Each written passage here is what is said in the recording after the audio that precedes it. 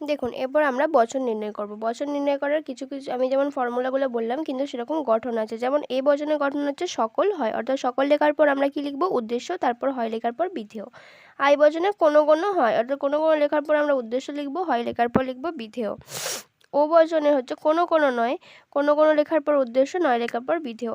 ই বচনে কোনো নয়, অর্থাৎ কোনো লেখার পর আমরা উদ্দেশ্য লিখব, নয় লেখার পর আমরা বিধেয় লিখব। এবার আমরা এগুলো করব। যেমন কিছু কিছু ফুল হয় লাল, এখানে আই বচন হচ্ছে, কারণ কিছু কিছু এখানে বলা হয়েছিল আই বচনের নিয়মেতে। তাহলে কোনো কোনো ফুল, এবার গঠন অনুযায়ী কী হয়? কোনো কোনো হয়, তাহলে কী লিখবো? কোনো কোনো ফুল হয় লাল।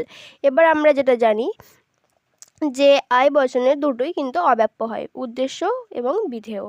গুণ হলো সদর্থক অর্থাৎ হ্যাঁবাচক, আর পরিমাণ হলো বিশেষ। তার পরেরটা আমি আপনাদেরকে বোঝাই। ছাত্ররা সাধারণত মেধাবী হয়। সাধারণত লেখা থাকে কোন নিয়মে? সাধারণত থাকে হচ্ছে আই বচনের নিয়মে।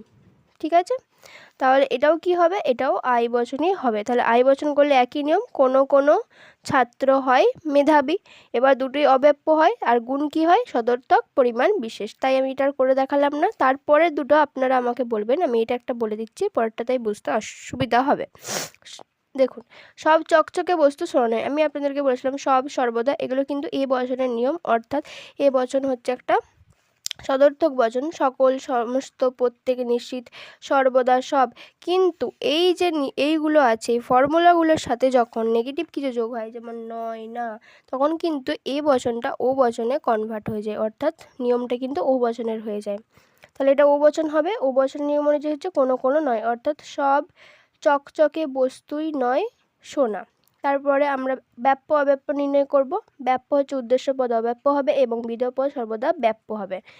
আর গুণ পরিমাণ, গুণ হচ্ছে নগর্থক, পরিমাণ হচ্ছে বিশেষ। সব পাখি উড়তে পারে না। এটা আপনারা আমাকে করে জানাবেন যে আপনারা কতটা বুঝতে পারলেন, না বুঝতে পারলেন।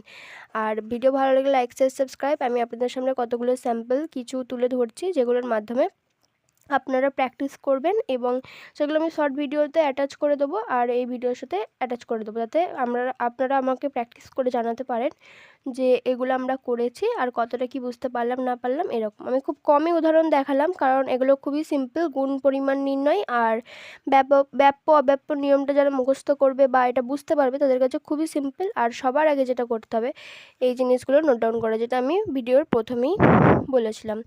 তো ভিডিও ভালো লাগলে অবশ্যই লাইক, শেয়ার, সাবস্ক্রাইব।